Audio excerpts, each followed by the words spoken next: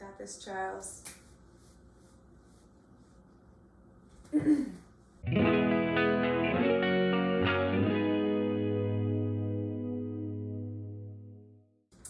Hi, welcome back to Katie's Kitchen. Today I thought we would get a little cheesy since I know being plant-based, one of the things that we miss always the most is eating cheese. And it's like, how do you replace cheese out of nuts and tofu and lemons?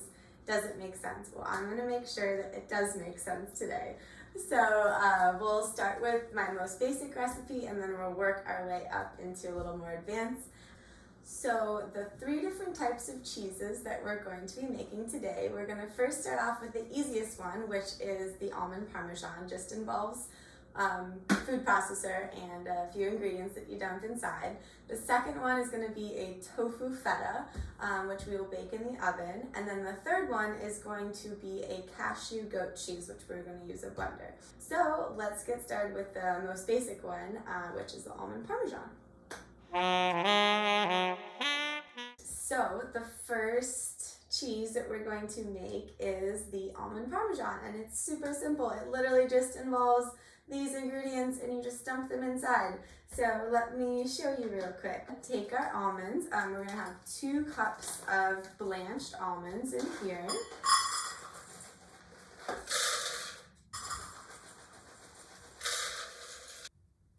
And then after that, we are just going to add our seasonings, and we're literally going to be done with this cheese already. We're going to just take 2 tablespoons of nutritional yeast, 2 tablespoons of this. I'm going to just like cheat and put a little more, just a little extra flavor. After that, we are going to add our salt. And this is probably the most important ingredients because Parmesan is salty. We are going to add 2 teaspoons of salt. 1 and 2. Perfect. Next, minced onions. You can also use onion powder. So we're going to do 1 teaspoon, heaping teaspoon, we'll say. And last but not least, a teaspoon of garlic powder. Do a heaping teaspoon of garlic powder. Before we start blending, little forewarning, we don't want to make this into a paste. So we want to make sure that we're pulsing our food processor until it's a fine crumb. It's gonna go pulse, pulse, pulse. Kind of evaluate and see how fast your food processor is making into a little bit. And probably like 10 more pulses. And you can see that already looks super Parmesan-y. I'm just gonna take a little spatula and loosen up the sides so they get evenly dispersed. 3 or 4 more pulses and then we're golden.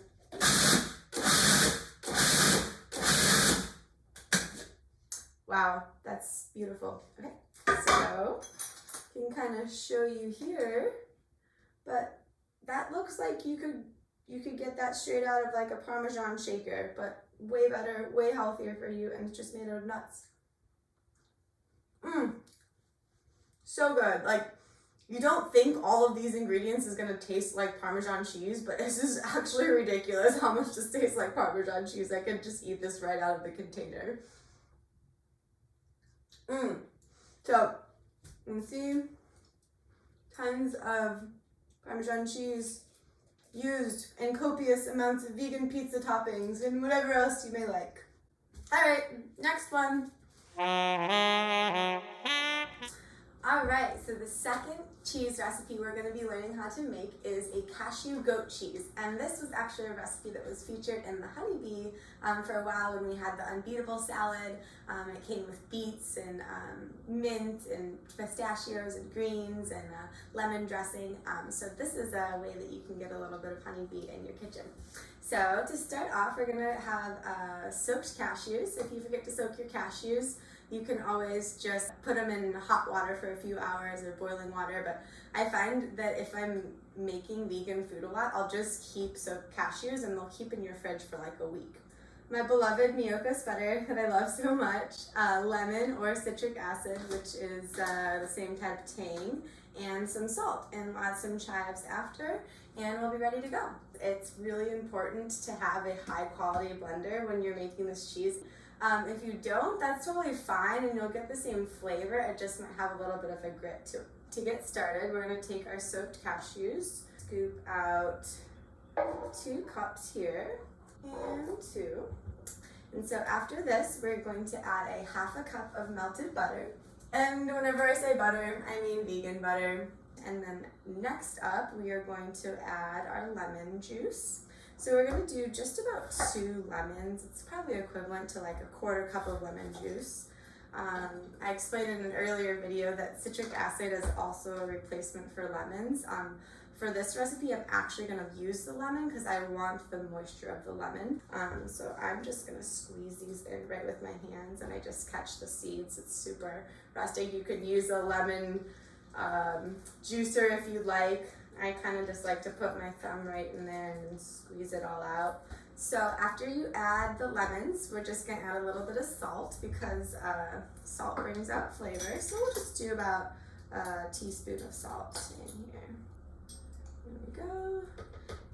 And just a little side note that if you are using the Miyokos butter, it does have a little salt in it already. So I just went ahead and did like a scant teaspoon so I wouldn't over salt this. So we're just gonna pop the blender on. Make sure that your blender is fully kicked up to high, and then we will just go ahead and blend it till it's super smooth and creamy.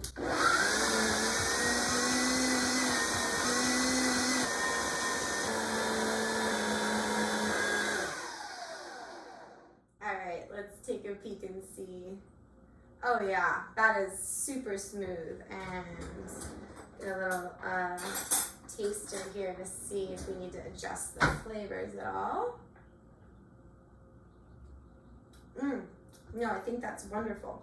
So, just gonna take our spatula now, scrape this down, and we're just gonna scoop this into the bowl.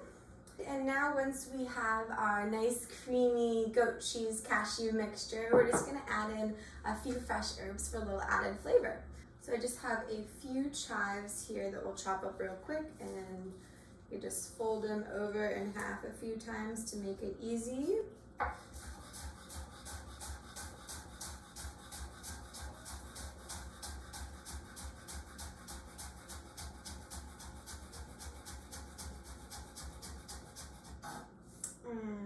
Okay, I'll slide those in there, and then I think I'll also just grab a few pieces of thyme from this garden, and then we could just run our knife through that really quickly.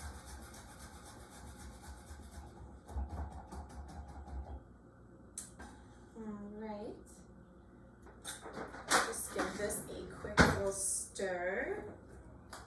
Alright, so now we have our herbs mixed in, and we're just going to pop this in the fridge for about an hour for it to firm up, and then it'll be a nice scoopable, spreadable goat cheese for us to use in salads or toppings, anything we like. Last but not least, we are going to make our tofu feta. And this recipe is the most ingredients. It has 2 steps, but it's by no means hard at all. We're going to use extra firm tofu, some spices, Miyokos butter, of course, apple cider vinegar, blend it, bake it, and then it'll crumble just like feta, I promise you. And we are first going to start off with just crumbling up our firm tofu. So it is important to use extra firm tofu in this recipe because you want as little as moisture as possible in the cheese, just so you are able to have a nice crumbly feta in the end instead of the goat cheese that we made earlier. We just are gonna break up our extra firm tofu. And again, that was 16 ounces of extra firm tofu. And next we're gonna add a 1/2 cup of Miyokos butter. And then we'll follow it with just a few seasonings.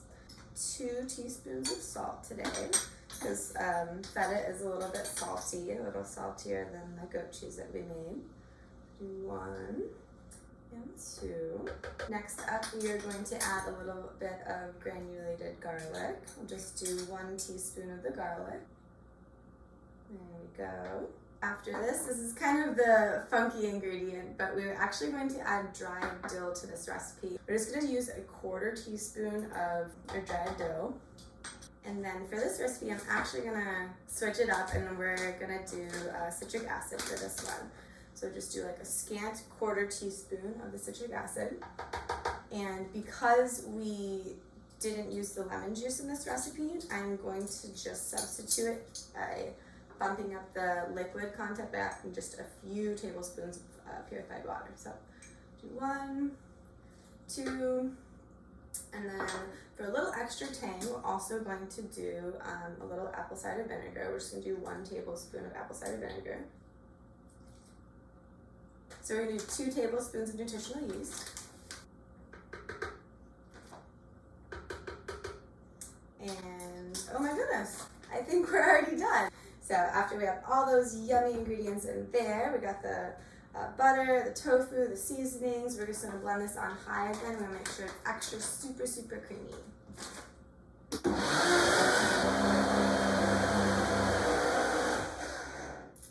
Okay, we'll give this a quick check. And yes, that is super creamy. So we're actually looking for even thicker consistency than the goat cheese that we just made. And this is because we want this to be able to crumble like feta. So we'll just take a spatula, scrape the goodies off of here. And then we do want to take a parchment lined baking sheet.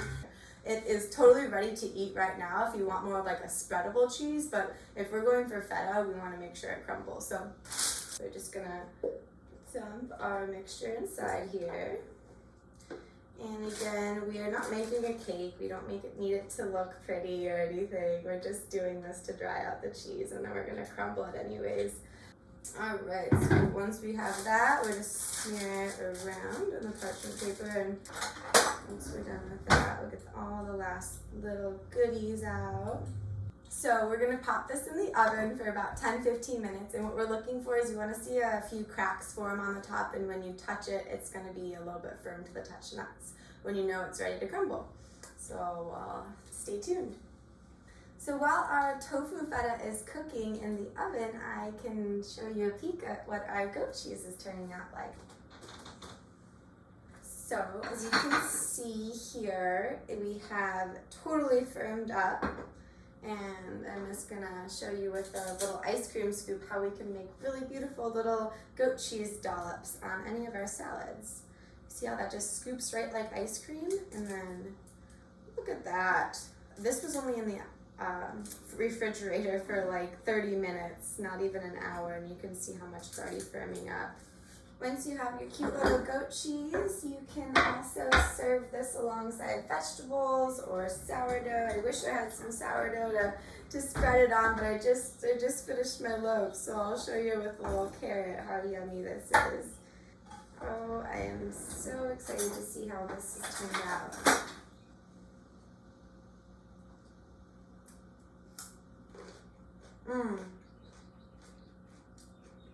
So good.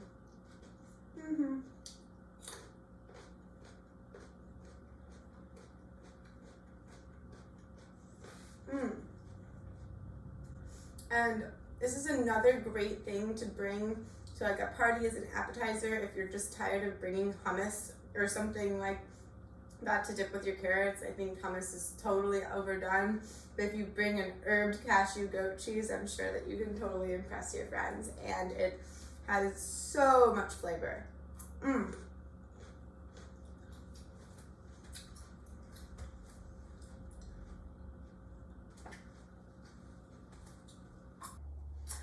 Alright, so our tofu feta cooked for about 15 minutes, and I popped it in the fridge for about an hour. Now I'm going to check on it and see how it crumbles. So you see here that it's a little bit cracked on the edges. It's super firm to the touch. Turned a little bit yellow. That's okay. It's just from the nutritional yeast. The glory of parchment paper is you can just lift this right up. Voila!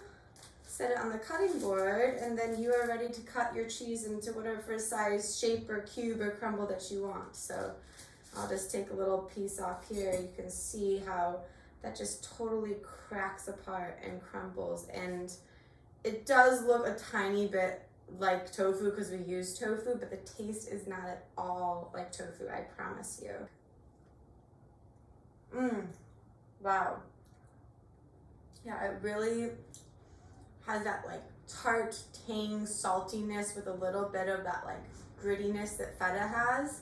And the baking on the edges makes it have that nice little crust. So you can cube this up and put it in a Greek salad or on top of anything you would use feta with, really.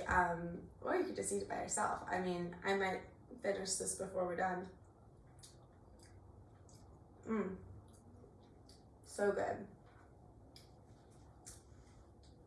A little side note, I did say that I use the tofu feta for people who might be allergic to nuts. However, I didn't mention that the Miyoko's butter is made out of cashews, and in that case, it is totally fine if you use refined coconut oil instead, just as long as you use something that is firm and solid when it's cold.